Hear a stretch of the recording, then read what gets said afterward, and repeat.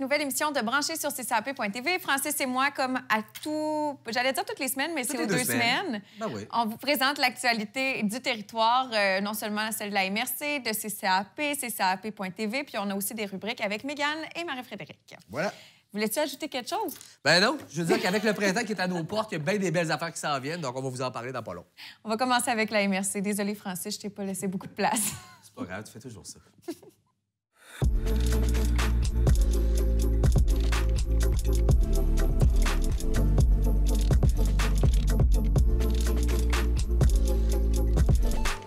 Donc, pour débuter, Mélissa, avec la MRC, puisque tu aimes beaucoup parler, je vais te laisser y aller. Merci beaucoup. Vous pouvez vous rendre sur la page Facebook de la MRC de la Jacques-Cartier pour découvrir les 3 derniers finalistes du Gala Reconnaissance dans la catégorie Coup de cœur, voté par vous. On vous rappelle que la 3e édition du Gala va avoir lieu le 27 mai prochain et que vous pouvez vous procurer vos billets au mrc.jacques-cartier.com. Et la prochaine nouvelle s'adresse aux futurs entrepreneurs, entrepreneurs actuels ou autres qui auraient soit un projet de démarrage d'entreprise, d'expansion, d'acquisition ou simplement besoin d'accompagnement pour votre organisation. Eh bien, la SDE du territoire est votre partenaire d'affaires idéal et depuis peu, on a ajouté beaucoup d'expérience et d'expertise à l'équipe de la SDE via l'arrivée de Frédéric Coutet et Maxime Rioux. Alors, on vous invite à faire appel à leur service si vous avez besoin d'accompagnement ou d'aide avec votre entreprise. Francis, tu parlais du printemps. La suite logique, c'est l'été. Voilà. Et qui dit été dit vacances. Alors, si vous avez à planifier vos vacances cet été, nos collègues de Tourisme Jacques-Cartier ont recensé 7 hébergements hors de l'ordinaire à essayer dans la Jacques-Cartier. On vous invite à découvrir Aventure Norbec et leur cabane dans l'arbre. Il y a aussi un pod, une petite cabane originale à la pourvoirie du lac Beauport. Vous pouvez aussi visiter le charmant lieu qui est le Centre de l'Être, que vous allez voir ici là, avec le dôme. C'est toujours magnifique. Il y a le Centre de plein air, le Saisonnier aussi, qui vous permet de vivre une expérience inusitée dans une ancienne chapelle ou encore une yourte du Centre Castor. Et en terminant, je voulais vous parler du chalet Le Côté Sud où le Noge hébergement et d'expérience. Vous allez avoir un dépaysement. Dépaysement? J'ai pas voulu le dire vite. Dépaysement.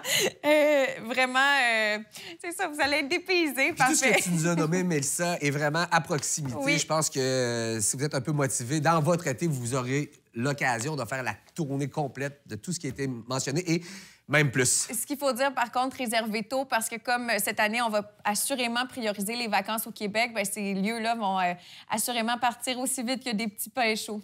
Pour être dépaysé, ça se passe dans la MRC de la Jacques-Cartier. Je l'ai bien dit?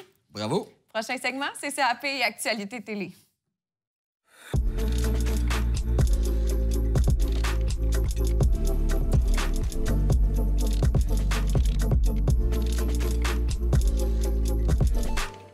Actualité télé, on va vous parler de débrouillage parce que, évidemment, le printemps est là, mais il reste quand même des journées qui seront un peu plus maussades. Donc, pour les abonnés de CCAP Câble, certaines chaînes en débrouillage. D'abord, les amateurs d'extérieur, de nature et de plein air, pourquoi pas se donner le goût à l'été, via la chaîne Cottage Life qui propose du contenu gratuit pour tout le mois d'avril. C'est au 106.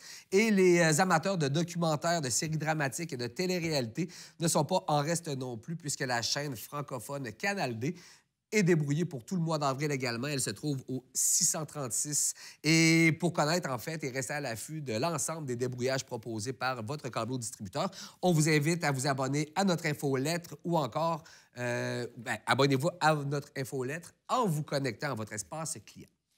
Pour ce qui est de CCAP.tv, vous le savez, la pandémie a durement touché nos aînés, entre autres ceux qui fréquentent régulièrement nos églises. Il y a maintenant 1 an, on avait mis sur pied un système du côté de CCAP.tv pour vous web-diffuser à 10 h les samedis et dimanches la messe. Malgré la réouverture partielle des églises, on sait que plusieurs parmi vous ont apprécié ces segments, ces moments que vous pouviez regarder de chez vous. Alors, on a décidé de poursuivre ce rendez-vous hebdomadaire pour encore quelques semaines. Donc, jusqu'au mois de juin, il va être possible d'apprécier ces diffusions. Et ensuite, on va prendre une pause pour la période estivale. Excellent. Et du côté d'Autrement, la saison 2 s'achève au niveau de la diffusion. Alors, on vous donne rendez-vous le 13 avril lors d'un rendez-vous en ligne afin de discuter avec le réalisateur de l'émission, mais également Mélanie Delonchamp et Marie-André Boisvert, que vous avez pu découvrir via cette saison. Ça souligne la fin de la première diffusion, mais une fois que cet événement-là sera passé, on remettra en diffusion l'ensemble de la série en vous rappelant, bien évidemment, que les épisodes sont disponibles sur l'espace YouTube de CCAP. Vous pouvez voir Mégane à l'émission Branchée, mais aussi, vous l'avez peut-être suivi dans ses découvertes de la MRC de la Jacques-Cartier lors de l'émission Qu'est-ce qu'on fait? Elle sera de retour, cette émission-là, pour vous faire découvrir plusieurs attractions de plein air dans notre territoire. Donc, si vous avez envie de contribuer à l'émission en devenant partenaire, on vous invite à nous écrire au info@ccap.tv. Vous pouvez contribuer de n'importe quelle façon. Vous avez qu'à nous contacter ou encore écrire à Mégane ou au Messenger de ccap.tv. Et là, tant qu'il a parlé de Mégane, pourquoi pas lui laisser ma place? Voilà. On accueille Mégane avec la chronique Moins niaiseux.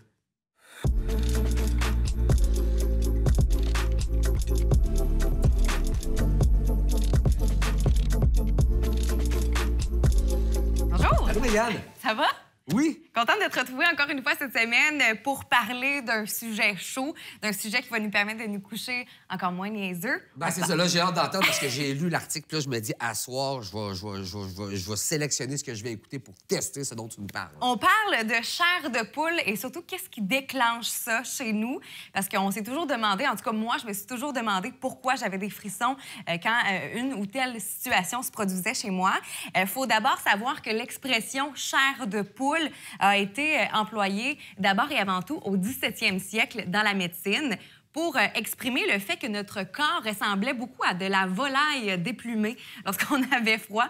Et je ne sais pas si tu as déjà vu un poulet ou une poule déplumée, ben, pour ceux qui ont déjà magasiné et qui ont acheté du poulet à l'épicerie, effectivement, on peut comprendre la formule. Oui, exactement. Et là, aujourd'hui, ben, on va démystifier le tout. D'abord, d'entrée de jeu, il faut dire qu'il existe deux types de frissons, soit le frisson physique.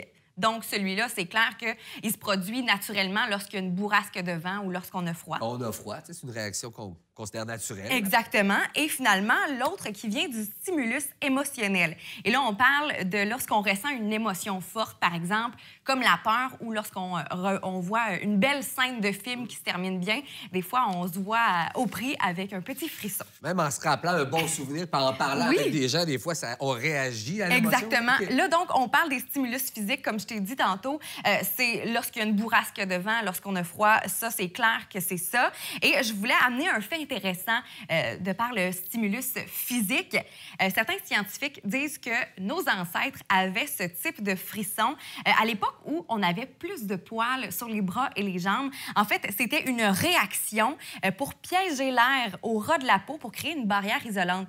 Fait que quand leurs poils se dressaient, en fait, il y avait moins froid. Donc, ce serait un peu quelque chose qu'on aurait gardé de nos ancêtres. Et pour ce qui est des déclencheurs du frisson émotionnel, il y en a beaucoup.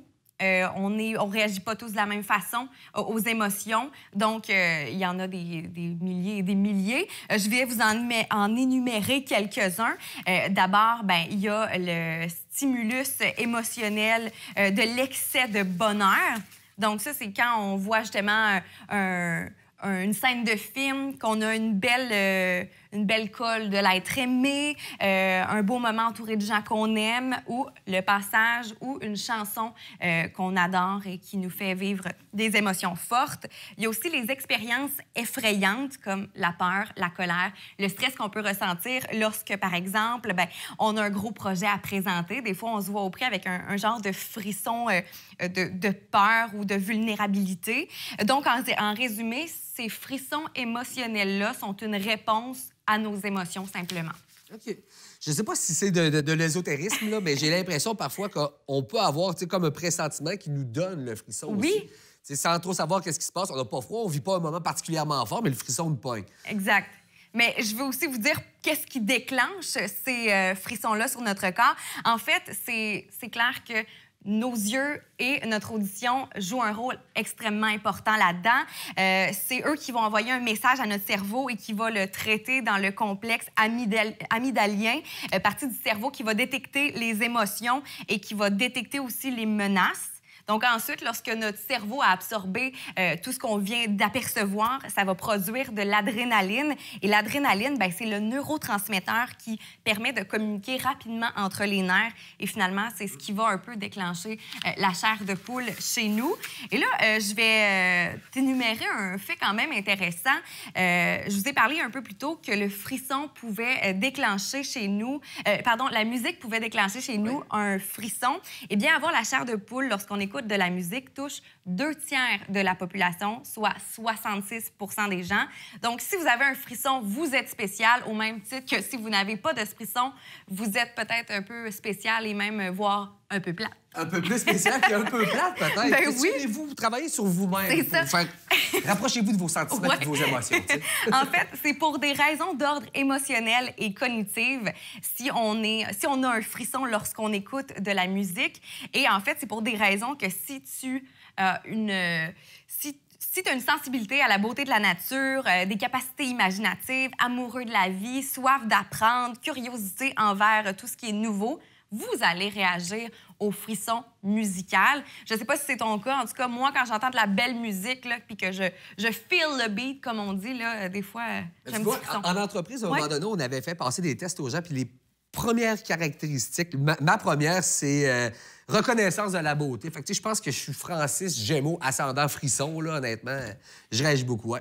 Et tout ça pour dire finalement que l'endroit dans le cerveau qui réagit à la musique est celui qui est impliqué aussi dans le système de récompense, tout ça étant lié au plaisir. Donc, système de récompense, système d'argent aussi. Quand on gagne de l'argent, des fois, on est content. Hein? Par exemple, quelqu'un qui gagne à la loterie, c'est sûr qu'il va avoir un petit frisson à moins que ce soit vraiment plate. Oui, exactement. À moins que ce soit plate. Mégane, tu restes là dans un instant. Tu nous présentes encore une fois une entrepreneure du territoire.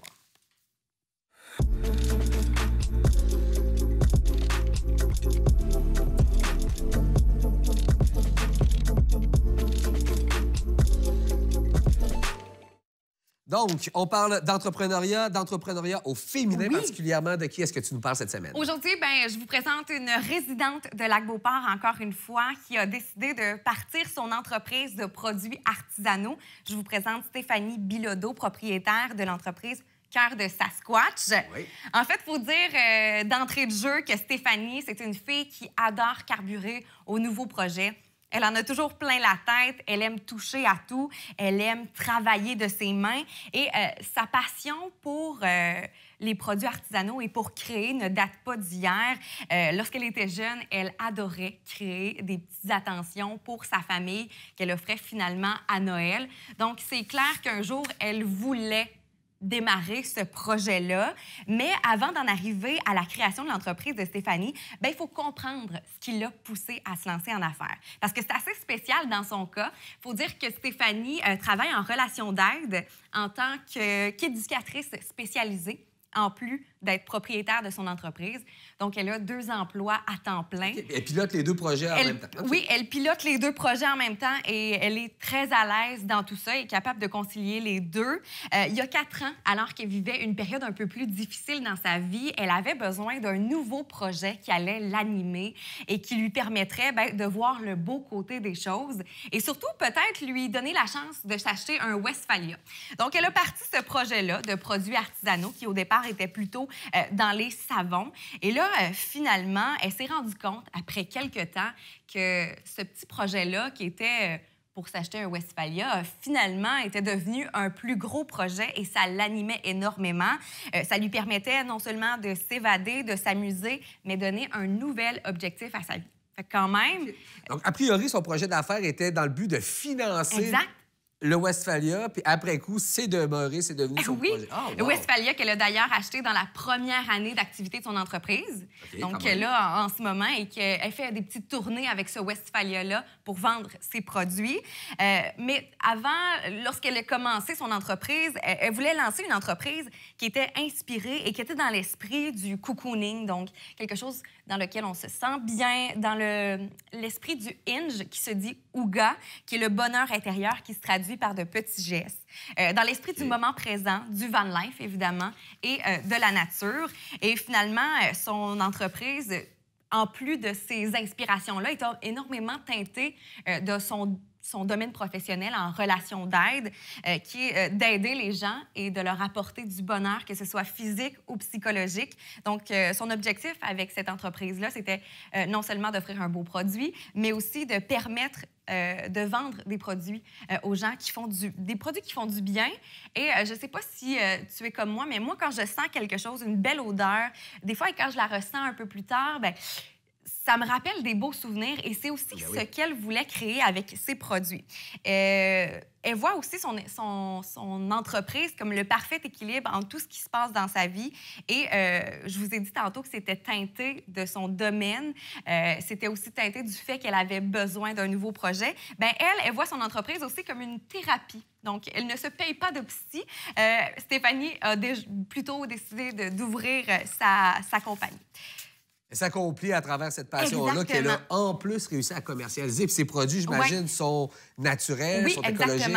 Sont naturels, écologiques, 100% naturels, sont faits d'huile végétale, d'huiles essentielles, des emballages minimalistes. Évidemment, c'est des produits qui sont éco-responsables.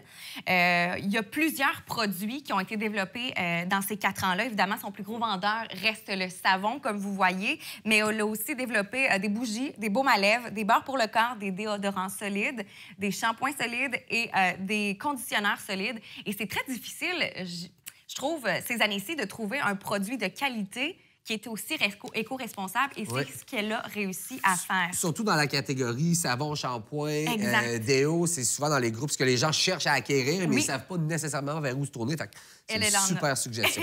Il nous reste à peu près 1 minute là, pour conclure. Et là, finalement, Stéphanie est très heureuse du dénouement de son entreprise après ces belles 4 années-là. Faut dire que elle n'a pas trop de projets ou pas trop de projets, mais pas trop d'appréhension pour le futur. Comme dans la mentalité de son entreprise, elle se laisse guider par la vie. Elle va voir où la vie va la mener dans les prochaines années. Évidemment, bien, elle veut grandir sa clientèle. Elle veut collaborer avec des artisans pour créer des nouveaux produits. D'ailleurs, elle en a un qui est fait avec une mielerie de Lévis, donc un beau savon au miel. Évidemment, bien, elle veut que son entreprise rayonne de manière locale. Et il faut dire que présentement, bien, les savons de Stéphanie et les produits de Stéphanie se retrouvent dans 6 boutiques à travers la province, 1 à Montréal et 5 à Québec. Donc, elle continue son expansion, elle continue de gérer cette belle entreprise qui est très fructueuse en ce moment. Elle va fêter son 4e anniversaire. Et si vous avez envie de vous procurer des savons qui sentent bon, qui vont vous faire vivre de beaux moments, ben, je vous invite à visiter soit la page Facebook, l'Instagram ou la boutique Etsy de Stéphanie. Merci beaucoup, Mégane. On supporte nos talents locaux et nous, ben, on cède la place à Mélissa et Fredo pour la chronique techno.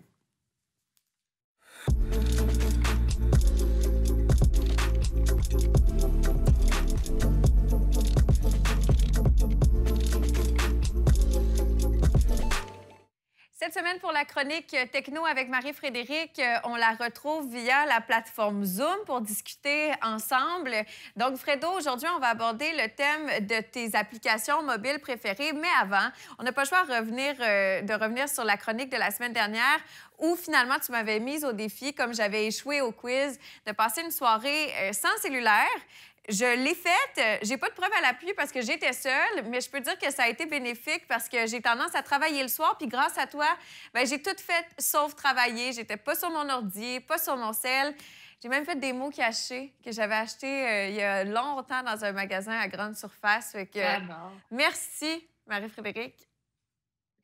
Oui, bien c'est ça, là, en plus de te faire vivre finalement une conséquence qui n'est pas une conséquence, mais bien une prise de conscience, ce que j'apprécie entendre. Je t'ai fait un pain, bien entendu, je ne peux pas te le donner aujourd'hui, mais en fait, c'est mon fameux pain Thermomix, donc éventuellement, quand on va pouvoir se recroiser, c'est sûr et certain que je vais pouvoir t'offrir ce magnifique pain. Pendant ce temps-là, c'est moi qui vais le déguster et on va être très contents de pouvoir le manger, il a l'air vraiment bon. On y va à quelques bouts, oui, c'est ça, avec des applications mobiles. Tu as 3 coups de cœur à nous partager. D'abord, une application québécoise, RAD. Oui, effectivement. Donc, RAD, en fait, pour faire une genèse de l'entreprise en tant que telle, qui n'est pas une entreprise parce que c'est un média plus, c'est un laboratoire journalistique où Radio-Canada a décidé d'envoyer des journalistes qui étaient un petit peu plus jeunes sur le terrain pour couvrir des grands dossiers. Fait qu'eux, vraiment, leur rôle, c'est d'offrir du contenu qui est dynamique sur plusieurs réseaux qui atteignent les jeunes. Fait que ça nous permet vraiment de rester au courant tout en ayant du contenu qui est justement dynamique puis qui nous ressemble dans la façon d'être présenté. Fait que ça, c'est vraiment cool, mais eux, ils ont poussé encore plus en créant une application. Cette application-là, c'est non seulement pour tester nos connaissances avec des questionnaires, mais aussi de nous faire participer au contenu. Fait que je vous donne un exemple. On entre sur l'application. C'est vraiment construit comme Tinder, par exemple. Donc, swipe up, ça veut dire que tu veux garder le questionnaire pour pouvoir le faire. Donc, quand je dis swipe up, c'est vraiment, on monte sur l'écran, on garde le questionnaire exactement en banque. Si on va vers le bas, on décide de tout simplement pas contribuer, en fait, à ce questionnaire-là.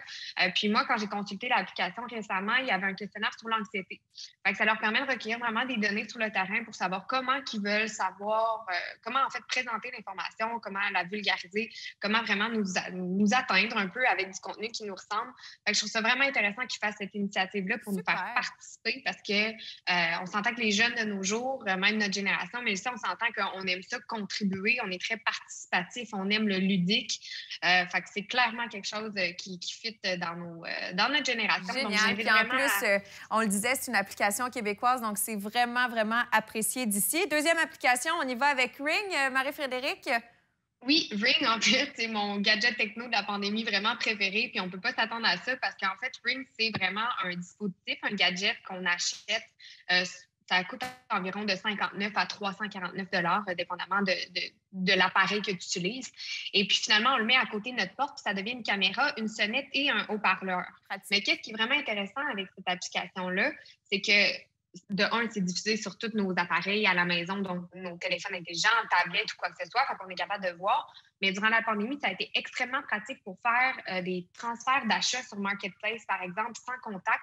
Puis pour passer l'Halloween aussi, on a tellement aimé ça parce qu'on pouvait dire joyeux Halloween aux Halloweeners sans nécessairement entrer en contact, juste en laissant un panier de bonbons à l'entrée. Fait que j'ai des vidéos de mes Halloweeners de la rue qui passaient puis qu'on leur disait qu'ils étaient surpris, ils étaient là, ça venait d'où? On avait ça faisait un effet de surprise en plus. Donc, vraiment. Ring, en terminant, troisième coup de cœur pour toi, c'est Natural Cycle. Exactement. Natural Cycle, en fait, c'est la seule application contraceptive qui a été autorisée, mon Dieu, par le FDA, Food and Drug Administration, en fait. C'est vraiment autorisé. C'est à 100% effectif à partir du moment que ça fait 1 an que tu l'utilises. Cette application-là, c'est un calendrier. À chaque jour, tu dois prendre ta température. Tu peux prendre le dispositif, en fait, le thermomètre de Natural Cycle ou autrement, prendre un thermomètre que tu as à la maison. À chaque jour, il faut que tu prennes ta température en te levant. Puis lui, il est capable de vraiment évaluer où est ton cycle. Mais le plus important, en fait, je pense, dans cette application-là, c'est la sensibilisation qu'il y a derrière à reconnaître les signes de ton corps parce qu'il n'y a pas un cycle qui est pareil. On est tous uniques. Fait que c'est important d'apprendre un peu à suivre ce cycle-là menstruel pour nous aider à apprendre à connaître notre corps, nos humeurs. App qui est vraiment dédiée aux femmes à découvrir. En quelques secondes, en rafale, tes applications que tu suggères? Oui, bien, il y a aussi Waze qui est super pratique pour le trafic. On s'entend que ce temps-ci, on n'a pas beaucoup bougé, fait que c'est le fun de pouvoir... L'Apple Watch avec Strava. Sinon, j'ai Mobile Punch, Petit Bambou pour la méditation et Optimum qui amène à amener plein de points pour faire d'autres achats. Bien, merci beaucoup, Fredo, pour Optimum. Je vous la conseille fortement. On peut économiser beaucoup d'argent à l'épicerie. Moi, je l'ai utilisé le Noël dernier, puis c'était parfait. On se retrouve très bientôt pour une autre chronique sur le plateau à la dernière émission de Branché. Maintenant, pour ma part, je retrouve Francis pour la chronique Vie d'ici. On va switcher de place. C'est dans un moment.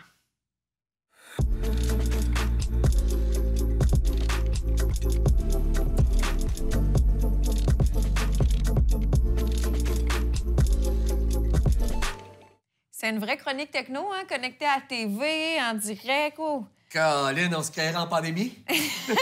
Francis, on débute le segment Vie d'ici avec la présentation du rapport du directeur général de la ville de Sainte-Brigitte-de-Laval. Oui, ça ne parlera pas à tout le monde, mais moi, en tant que citoyen, c'est quelque chose qui m'intéresse. Pour les résidents de Sainte-Brigitte-de-Laval, le rapport annuel du directeur général est disponible depuis la fin du mois de mars.